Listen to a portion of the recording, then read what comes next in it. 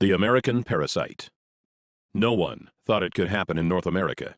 A parasite that uses your body as its personal feeding ground, taking over first your stomach, then your entire GI tract, forcing you to crave the foods it wants, while slowly destroying your body from the inside out. Governments are finally admitting that this is real. Measures have been proposed in New York and the country of Mexico to try and stop it. But by the time you watch this, it may already be too late. My name is Craig Capetta. I'm the Director of Science and Nutrition at Whole Body Research International, and have spent the last 24 months working with my team of doctors and scientists to figure out a way to stop this parasite that is already estimated to be infecting 250 million Americans. Perhaps the scariest thing is that its symptoms come on slowly. You may never even realize your fatigue, weight gain, or lack of sleep is the result of this bad bug, until it finally takes over and forces you to seek medical attention. In the next few minutes, I'm going to show you a simple test you can do to find out whether or not you've been infected, and if so, how to get rid of it before it causes potentially irreversible damage. I'm also going to expose the major government screw-up that allowed this to happen, and how they are now scrambling to fix it.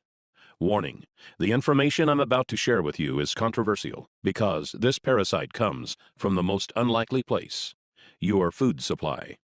In the next few minutes, I'm going to expose the manipulative practices of several very large corporations, companies like General Mills, Nestle, and Coca-Cola, that they prayed the public would never discover. It's a tangled web of bribery that makes your average politician look like a saint, and they are currently spending tens of millions of dollars in false advertising to try to cover up what they have done. But it's about time someone pulled back the curtain. That's why I've spent a considerable amount of time and my own money over the last few months creating this video that they do not want you to see. So if you're serious about the health of your family, turn off your cell phone, take a seat, and make sure you watch every word of this presentation. What you are about to see and hear may shock you, but it may also save your life. Let's get started. The year was 1950. The death rate by heart disease in America had jumped to an astonishing 30%. Only far back as the 1900s, it was 10%. In just 50 years, deadly heart attacks had increased by a factor of 3 times. People were dropping dead at an alarming rate, and no one could figure out why. Then, on September 24, 1955, America's own president, Dwight D. Eisenhower, suffered a heart attack, sending the entire nation into a panic. The crisis was now real. On Monday, September 26th, the Dow Jones plunged 6.5%. The total paper loss of the day was $14 billion, the largest ever, including that of the Great Depression. President Eisenhower would not walk again until October 25th, and would not return to the White House until November 11th, nearly 6 weeks later. By this time, the fear of heart attacks was on everyone's mind. Enter government researcher Ancel Keys. Mr. Keys was a Harvard-educated scientist who had helped design rations for the U.S. Army during World War II. Mr. Keys set out to discover why Americans had the highest rate of heart attacks out of any of the first world countries. In what would later become known as the 7-country study, Mr. Keys discovered that Mediterranean nations had the lowest heart attack rates in the world. Their diet also contained the lowest amount of fat. He concluded the American high-fat diet was to blame for our heart attack problem. Correct or not, finally, the public had an answer.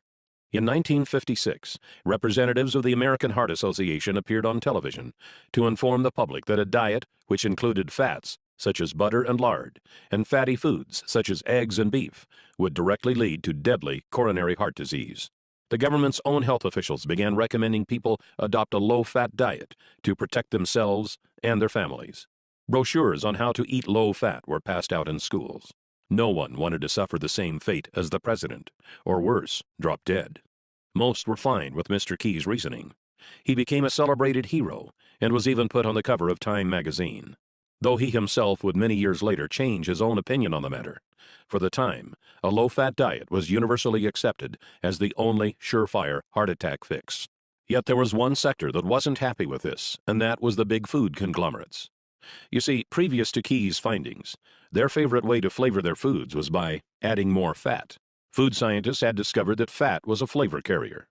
It could deliver taste and odor compounds from different parts of food, and provided texture and mouthfeel that made food taste better. Without fat, food tasted like cardboard. But now, the public was demanding their foods be low-fat.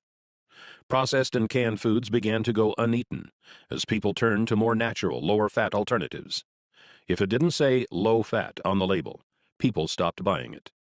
The conglomerates scrambled to find new recipes that would allow them to call their products low-fat, yet still taste good. Food scientists were called in by the dozens, and finally they discovered something even better. You see, unlike fat, this new flavor additive was actually addicting. It goes by many different names, but you may know it best as refined sugar. Did the food industry know it was dangerous? Even many doctors of the 1950s would argue they certainly did. As far back as 1808, studies had been done proving sugar was not only unhealthy, but actually toxic. Believe it or not, sugar manufacturers were pulling PR stunts back then, as they do today. In 1808, the Committee of West India, a large sugar conglomerate of the time, appeared before the British House of Commons to offer a prize of 25 guineas, about $1,000 in today's coin, to anyone who could show an experiment that proved sugar was good for feeding and fattening cows, hogs, and sheep. Food for animals has always been expensive. Sugar was extremely cheap, so many farmers took on the challenge, hoping for good results. The 25 guineas would be just a bonus to the new, cheaper food supply. But as you may have guessed, the attempts were a disaster. Many resulted in the death of livestock.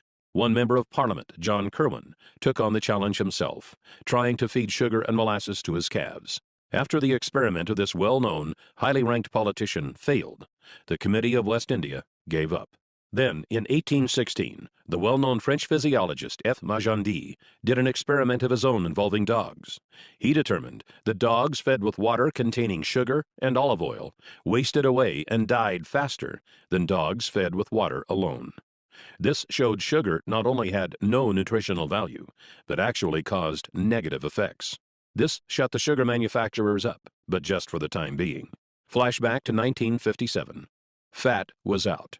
The food industry had found foods packaged with sugar were winning every taste test. But would the public buy it? As recently as the 1930s, Dr. Weston A. Price, a research dentist from Ohio, had traveled around the world observing different cultures and their diets. In 1939, he published a paper that revealed in horrifying detail what had happened to the teeth and health of those in cultures who had incorporated refined sugars into their food supply. Sugar still had a bad name. The conglomerates would need to make a move. Later, in 1957, noted Professor E.V. McCollum, who was often referred to as America's top nutritionist of the day, published a book called A History of Nutrition. In it, he argued that despite there being dozens of experiments done since the 1800s, proving sugar was bad for human consumption, those experiments were all flawed due to human error.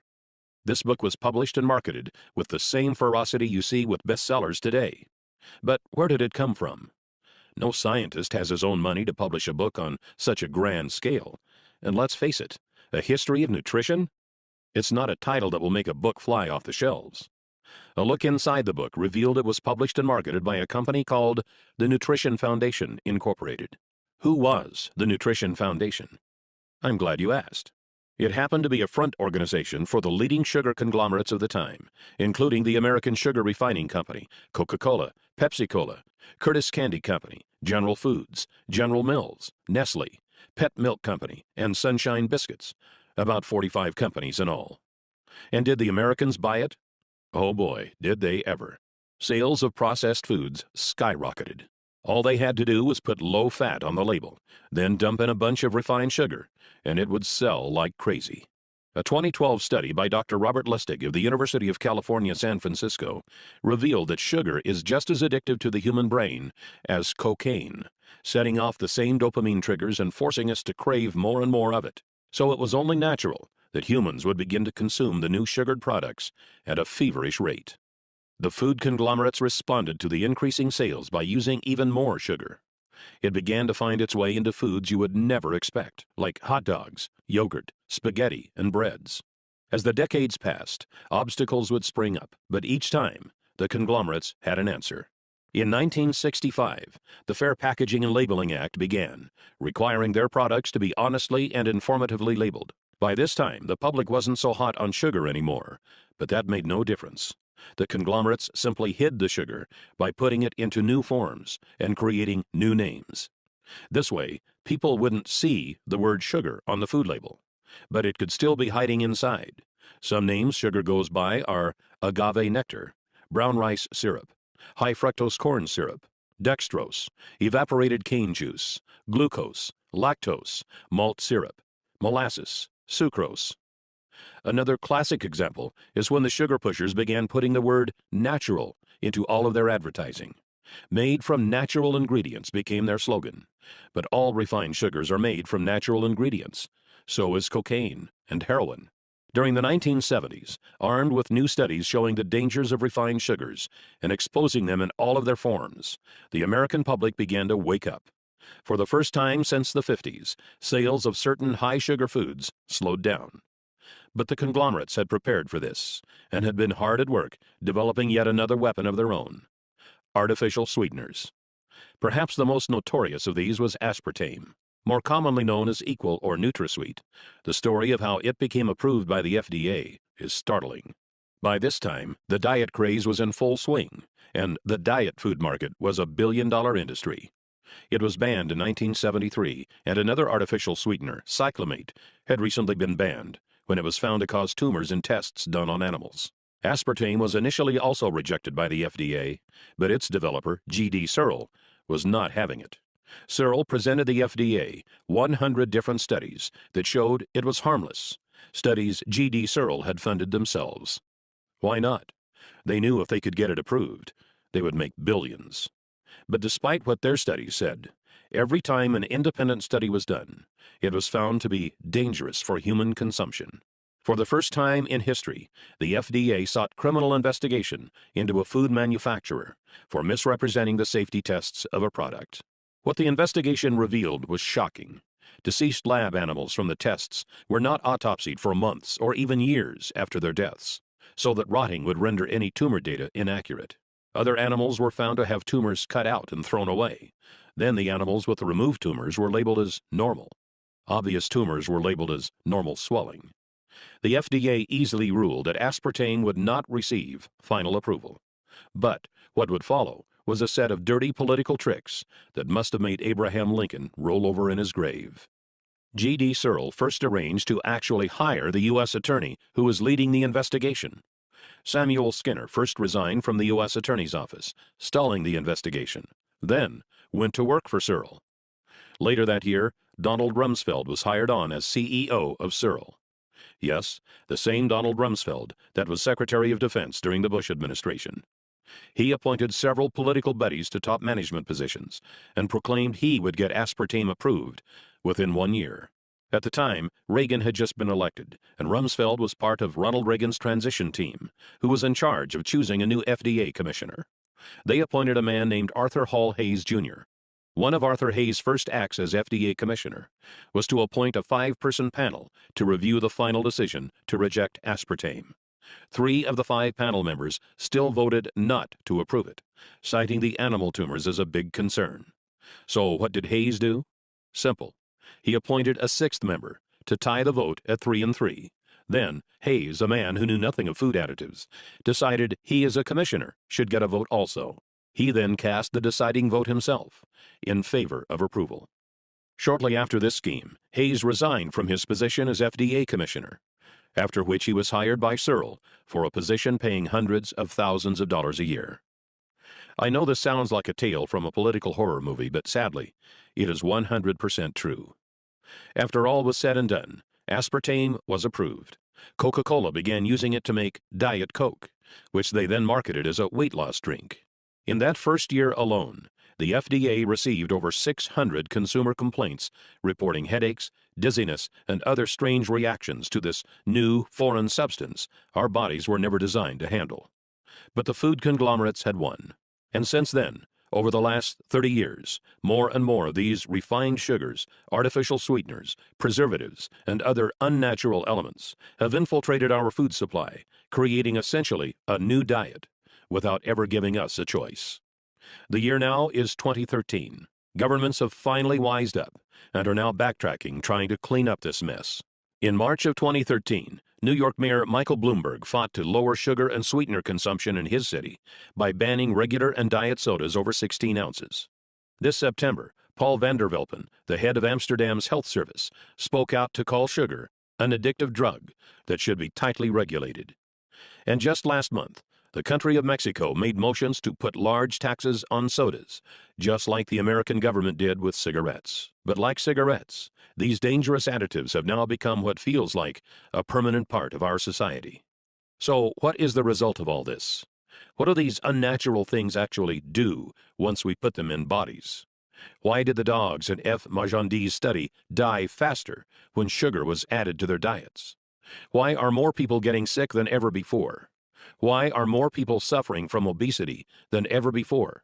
And why is cancer predicted to soar by 50% by the year 2020?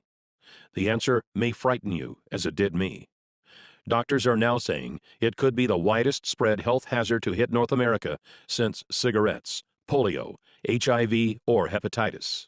In our lifetimes, this one thing will affect more Americans than all four of these combined.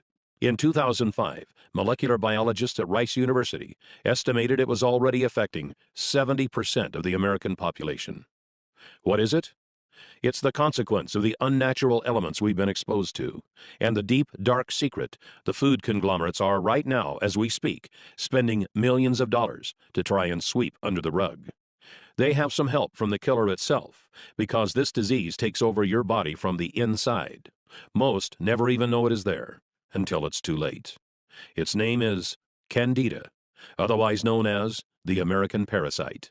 Candida is a type of fungi, a single-celled member of the yeast family. Where did it come from? Was it carried over on a boat from Africa?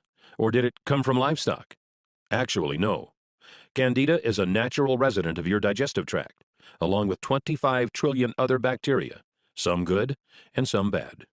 So long as the balance stays in order, which scientists say now is 80% good bacteria to 20% bad, your digestive and immune systems will continue to function normally. But here's where the problem starts. Candida is a member of the yeast family. And do you know what yeast likes to eat? You guessed it. Refined sugars, artificial sweeteners, and preservatives. All of the things that have been added to our food supply in just the last 50 or so years. Maybe you did the experiment back in science class, where you put yeast on a petri dish and fed it sugar to get it to grow. That's what's happening in your stomach right now. Let's take a look at that picture again. These are actual Candida albicans growing in a petri dish. When you feed the Candida, it starts to breed, faster and faster and faster. Soon it has outnumbered the good bacteria in your stomach. Then it makes its way into your upper and lower intestine and throughout your entire GI tract. Before long, it begins to expand into other parts of your body, resulting in serious medical problems that can cripple your ability to enjoy a happy life. Fatigue, weight gain, sleeplessness, bloating and gas, irritable bowel syndrome, constipation, skin problems, fungal infections. These are just the start of the havoc Candida can wreak onto your body. If you're suffering from any one of these symptoms, it's very likely this parasite is to blame. When you take antibiotics, Candida growth accelerates even faster, as antibiotics kill off many of the good bacteria that would otherwise keep it in check. It's because of all this, doctors estimate that currently, at the time this video was being produced, in the fourth quarter of 2013, 80% of all Americans suffer from some degree of Candida overgrowth.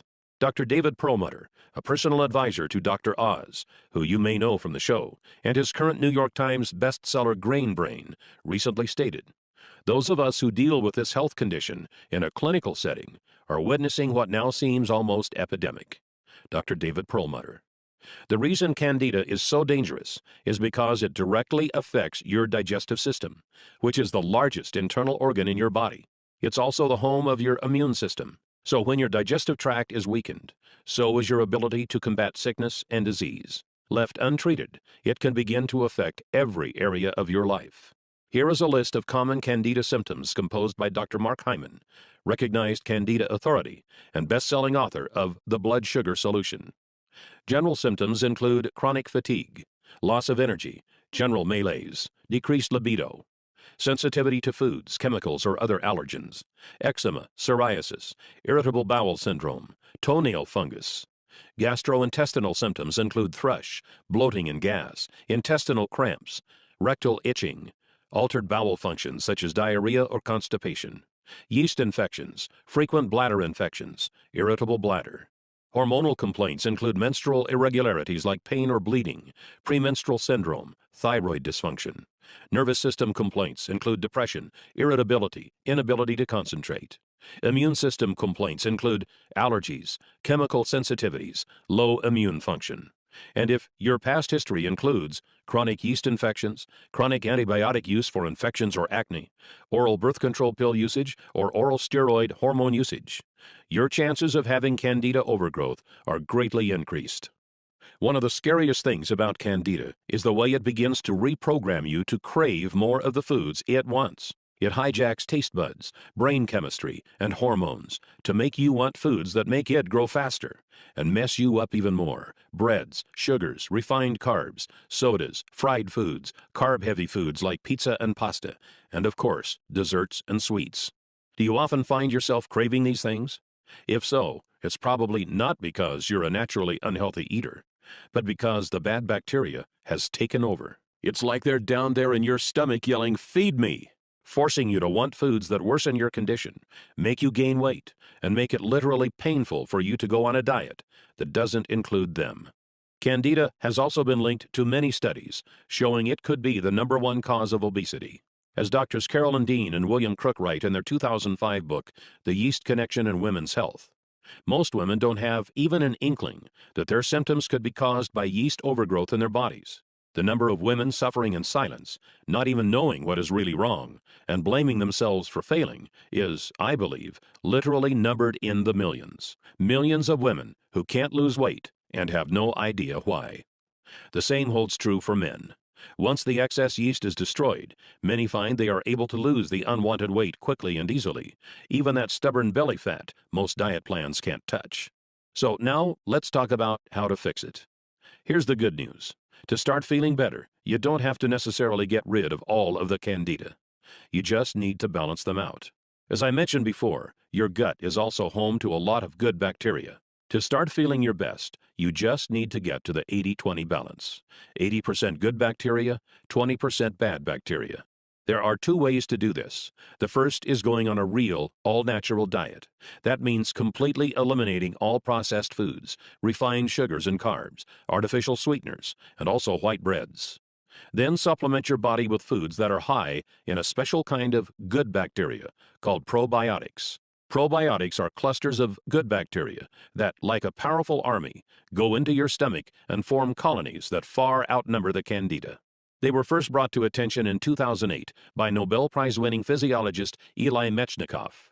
Noting that Bulgarians at the time lived longer than anywhere else on Earth, he set to find out why, and deduced that it was because of their yogurt-heavy diet. He even named the first probiotic strand he discovered, Lactobacillus bulgaricus, as a tribute to them. Foods that are high in probiotics include sauerkraut, kefirs, olives, and fermented vegetables. Eliminate the unnatural elements from your diet and start eating those foods, and your gut will eventually balance itself out. But let's be realistic. In today's world, that is nearly impossible. Who wants to never eat out at another restaurant, or never go over to a friend's place for dinner? Luckily, there is now a better way. Scientists have recently figured out how to load your gut with probiotics without having to change your diet at all. They've been able to put these living bacteria into pill form, so you can take them with your meals, no matter what those meals may be. They offset the bad foods you eat, populate your gut with good bacteria, and instinctively balance you to the right ratio. Once this happens, all sorts of exciting changes can happen in your body. You have more energy, feel more alert and more active. You can focus better on work. You feel smarter, more productive, more creative. Many no longer have the need for coffee or caffeine, as your body is now able to get more energy from food and tap into it easily. Dr. Alan Walker, professor of nutrition and pediatrics at Harvard Medical School, recently stated, "Evidence from clinical research demonstrates that adding good bacteria to the diet promotes a healthy digestive and immune system. This makes your disease-fighting ability stronger, so you get sick less often." In a 2001 study, Children from daycare centers in Helsinki, Finland, were given milk with and without probiotics. Those who drank the probiotic-enhanced milk were 17% less likely to get a respiratory infection and 16% less likely to call in sick because of illness. Harvard Medical School has also recently gone on record to proclaim probiotics' effectiveness at preventing vaginal yeast infections, as well as antibiotic-induced diarrhea. Dr. Michael F. Roizen, New York Times best-selling author and chief wellness officer at the Cleveland Clinic, recently said, "Taking probiotics is a habit that can really benefit the digestive system, which is intricately connected to our overall health." Many also find weight begins to fall off, since your gut processes food more efficiently. If you've had trouble losing weight in the past, it could be because the candida have clogged up your digestive tract, which can greatly slow down your metabolism. You'll also notice those carb and sugar cravings fade away. You actually find yourself craving good, healthy foods that make you look and feel great. All in all, your digestive tract contains 60% of the cells in your body, so it's no surprise that clearing it up can make you feel like a whole new person. Oh, and before I go, I feel it's important I tell you about one more thing. It's important we talk about the costs of not taking care of your gut, because this is not a problem that fixes itself. If you are currently suffering from fatigue, irritable bowel syndrome, skin rashes, reduced sex drive, low energy, obesity, or lack of sleep, then chances are you are one of the 80% of Americans who has some form of candida overgrowth. Unless you are willing to make an immediate, drastic change to your diet, symptoms will only worsen for you as the bad bacteria continues to grow. Think of it this way. Imagine if all of a sudden you decided to never brush your teeth ever again. The plaque buildup that would form is not unlike what goes on in your gut when it's untreated. Sure, you'll be fine for a while, but eventually you'll begin to get cavities and mouth rot, and then you lose your teeth, and you are out of luck. It's very likely the exact same thing is going on in your gut right now. The food that causes bad bacteria to grow on your teeth is the same food that goes into your stomach right after. So it only makes sense that it would cause bacteria growth there also. But in your gut, the consequences are much more severe. While your mouth and teeth are certainly important, they are just a small part of your body. Your digestive tract is your core. It actually contains 10 times as many cells as the entire rest of your body. Untreated, it could begin to affect your health in ways I'd never wish upon anyone. Bad breath, constipation, acid reflux, indigestion, fatigue, lack of sleep, skin problems. These are just the early symptoms. The scariest part is that with 70% of your immune system in your digestive tract, if it can't function properly, you become susceptible to not just getting sick, but to some very nasty diseases like ulcerative colitis, lupus, multiple sclerosis, and arthritis, and those can't be cured by balancing your gut. That's why it's critical you get this handled now, before it's too late. Fortunately, there's an easy way to fight back against the bad bacteria. Simply take 1 capsule of probiotics daily, preferably with a meal. Within just a few days, you'll feel exciting changes in your body. You'll find yourself sleeping better and waking more rested, but with new, exciting energy. You are ready to take on the world. You are no longer tired after meals and no longer find yourself craving bad foods. But when you do cheat once in a while with pizza or ice cream, you still feel great knowing it's not going to go straight to your hips. Don't be surprised if your bathroom habits become more regular. Since you are no longer a slave to your gut, multiple trips to the toilet are a thing of the past. Weight may also begin to fall off, as your body is now a food-burning machine, no longer a fat and sugar storage hub. You'll probably also discover you no longer find yourself needing caffeine, carbs, or sugar. Many claim their sex drive goes up as your body feels younger, sexier, and more vibrant. Your skin may even appear younger and firmer, as your body is better able to bring the nutrients from your food into your skin, replenishing your cells and giving you a healthy, youthful shine. And then, I can't tell you exactly when it will happen. It may be in a few days, or it could take a few weeks, but it certainly will happen. It's something I call the magic moment. The magic moment is when you wake up one day and realize that something is different. Your senses feel more powerful. You are more alert, centered, and on point. The air feels crisp, and your body feels alive. Your serotonin levels have soared, and your soul just feels like everything is right. Then you realize that's the way we humans were supposed to feel all along. And now that your body is running like a finely tuned machine, you know that you always will feel this incredible. It's a feeling you can't really put a price on. Our health is our most precious asset. Without it, we can't fully enjoy anything else.